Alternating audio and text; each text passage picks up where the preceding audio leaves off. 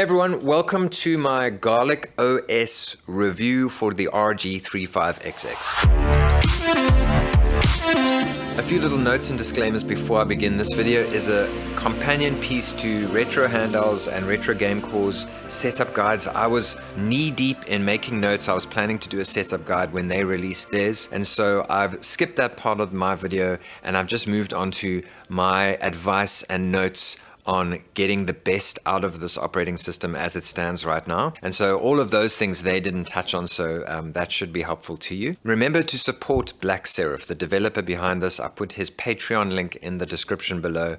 He's doing this for the love of gaming, and yeah, it'd be nice if you could just go and support him there. I still don't recommend this for newcomers since it's still in development and has quite a few quirks. So if you are a newcomer to the hobby, I recommend just going with the stock firmware for now and then moving on to GarlicOS in maybe 2 weeks once it's matured a little bit, because there are a lot of quirks and stuff with it. But if you do like, I'm enjoying going through the progress of the updates as they come out every day, then by all means do this and then just take my advice from this video and then move forward. Also, I'm placing all the information for this video on my website, all the notes for this video and all the links and all the bits and pieces that you will need to get set up and to know what to do. It's on my website. There's a link in the description below. All right, so my setup notes, maybe just look at these notes before you go and get it set up on Retro Gamecore or Retro Handheld's websites. I would recommend going with the 2 SD cards slot setup. So don't bother with expanding the partition and getting all confused with that and moving files off and on.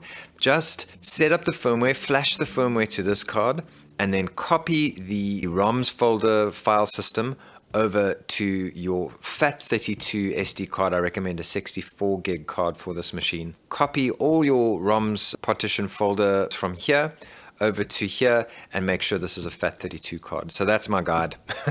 Go set it up. And then also note that your BIOS files need to go into this card, the TF1, the firmware card. In the ROMs partition, there's a folder. I'm going to explain that to you now, where to put your BIOS files. Okay, so firstly, installing ROMs. I just want to mention a few things about setting up the system before we talk about the system itself. So installing ROMs, the one thing to know is that PlayStation ROMs mustn't be in folders. So what I did is I just didn't put any of my ROMs in folders, and I'm having great success. So that's just a top tip there. With PlayStation, I had a lot of issues in the beginning.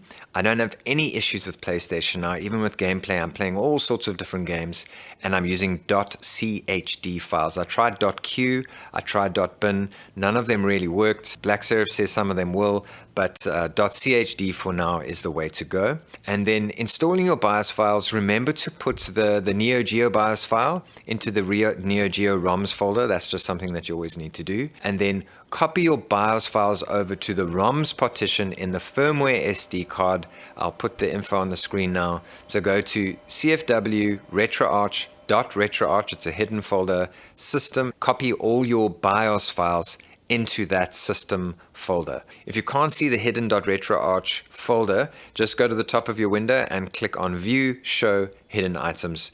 You should be fine there. I'm not going to waste too much time on that right now. Usually if you're having problems with gameplay on any of these devices, it's usually either the BIOS file is in the wrong place or there's something wrong with the ROM itself. So, between those two things, you should come right. Okay, so the most recent updates today is 5th of Jan 2023. He just released an update just now, and I updated the operating system. Favorites are now alphabetical. So you now have them in alphabetical order. Before they were in as you added them, which I don't know, some people might actually enjoy that, but now they are alphabetical, which I think is a little bit more sort of understandable. Regarding SNES, so there was maybe a little bit of lag, maybe a little bit of screen tearing here and there with SNES. He's now made a different core as the default core, and apparently there's better SNES performance. We're going to look into that now. He's made some VSync adjustments, and integer scaling works properly. It's actually an update of a few updates back, but I just wanted to mention that integer scaling now works nicely on the system, so you can use your integer scaling if you're into that. So my initial setup tips, my top tip guide for getting this going as you would like. If you want to try the gamepad support, so you can actually plug a gamepad into the USB-C here and control it with a gamepad. I don't have one of those right now to test it, but if you do, create a wait for USB. I'll put the title of the file and how you should make it on the screen now with no file extension. I've explained how to do this in my video notes on my website, but create a no file extension file called wait for USB and just add it to the root folder of the MISC partition on the main card, on the firmware card. The MISC partition, add wait for USB, no file extension in there, and then gamepad support should work, but there's a disclaimer that gamepad support also slows the startup of the device. If you're having any performance or scaling issues, I would say just revert back to Black Seraph's full screen mode default. So he's made the whole system run on full screen by default. Just go back to that if you have any issues, because there are some sort of glitches with that at the moment, but he seems to be ironing that out quite quickly. All right, so my console setup, I've got a few little quirks that I like to do for each console whenever I get a device. So the first thing is, okay, menu X goes into the RetroArch menu. So now what you want to do is go back with the B button, go to settings, A button, go to video, A button, and then go disable full screen mode here. It's already disabled. I've already got it all set up for me. Go to scaling. Don't have integer scaling. Keep aspect ratio. So it's going to fill the screen, but it's going to keep it to that Game Boy Advance aspect ratio. And then I go down here and I create the Grid 3X video filter. See if I can show you this, but it creates a sort of grid effect on the actual rendering of the image. So I'm not sure if you can see that. It kind of makes it look like Game Boy Advance, and I quite enjoy that. And then before you exit, so if you exit and you've made these changes, it seems to create a system-wide glitch, and then it tries to do these settings on all your systems. So it's a bit of a weird glitch. It might have already been fixed, but what I recommend is just going menu X, going down to overrides, press A, and then save core overrides, and you save your core override. All right, so now my personal recommendation for Game Boy. So I'm very particular about how Game Boy renders, how it looks, how it feels, all that sort of thing, because it's the reason I got into retro gaming. As you can see, this is a very green looking screen. If I could, I'd make it even look more messed up and old school. But anyway, so menu X will get you into the setup.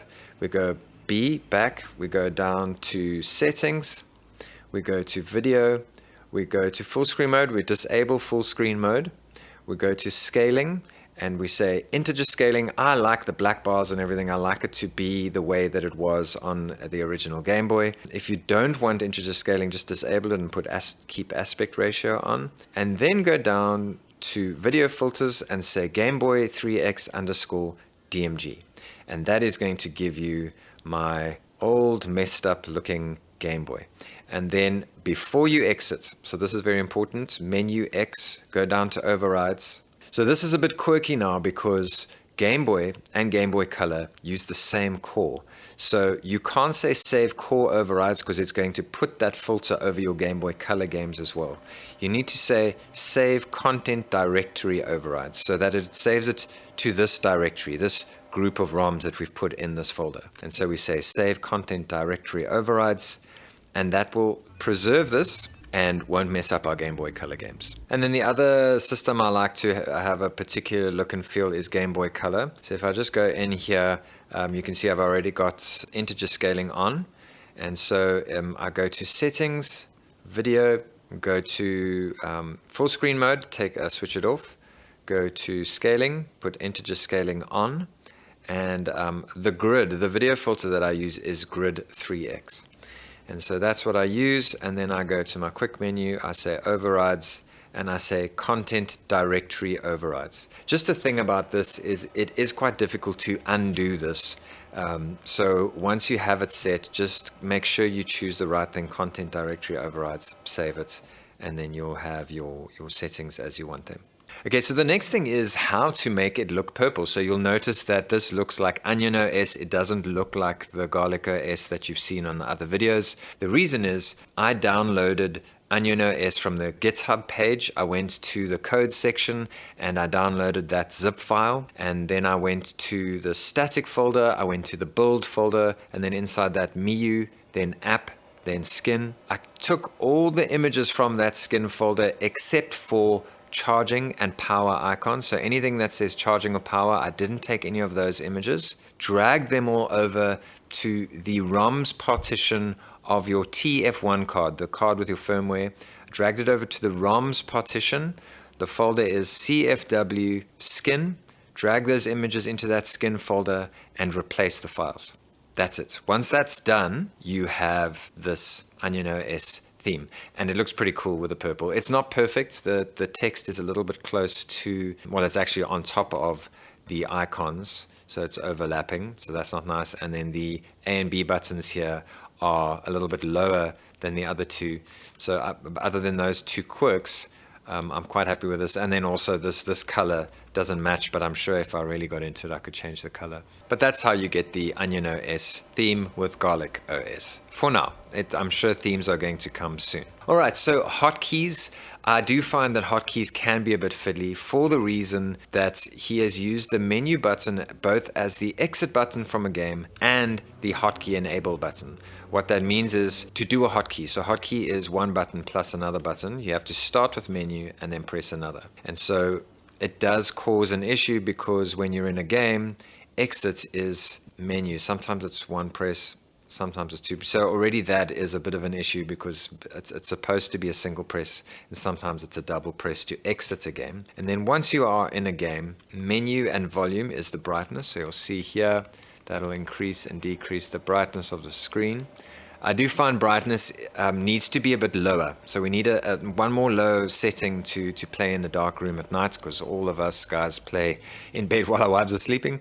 So that would be nice to have. Menu X is the RetroArch menu, as we've already established in the thing I was doing just now. Then menu R1. So your R1 button is fast forward. So you'll see now that's like super fast. That's fast forward, so disable that, menu R1 again. Then menu L1 is slow down. There we go, that's in slow motion. Press it again to disable. Menu R2, so menu R2 is save. So you'll see a little auto save thing comes up there, a little save. And then menu L1, so let's go, and then menu L1 will take us back to that save. So that's nice. There's no hotkey to change your save slot for now. I'm sure that will come, but that is that. In your games list, R1 and L1 will rapidly scroll through your games list. So if you've got thousands of games, you can just use R1 and L1 to scroll through. So here are my GarlicOS notes as of 5 Jan 2023. All the game systems work with some issues on arcade and CPS. I did have issues with PS1, but then I changed to .chd and I never had any issues. Arcade, CPS, I couldn't get ScumVM to work. I'm not sure, maybe I'm doing something wrong there, but there is stuttering and that sort of thing. But I mean, I got a couple of arcade games to work. So the charging icon is still the stock iOS icon you'll see now there, and it's just ugly. I just don't like it, so it'd be nice once he gets the sort of OnionOS looking one going there. OnionOS has a really nice looking charging icon. So as mentioned, so if you, in conjunction with recent and the way the system works, you can kind of jump around. So you go here, open a game, press menu. See, sometimes it's one press, sometimes it's two presses. You can jump between games here using this recent thingy. But like I say, it's supposed to be a single press, but sometimes it's two presses. The thing that really does make this, and it's the reason OnionOS is so great, is the autosave feature. So what it does is it kind of just boots where you left off. So if we go back to Colin McRae, it's back to where I was last playing it, which is interesting. Well, not interesting in so much that it's really, really cool. So whether you go out of it like this and then kind of use it as a way to jump between games, or you go here, you power down, pressing the button until the screen is black is actually powering down the device. So it's a sort of an ultimate power saver, but then when you start up again,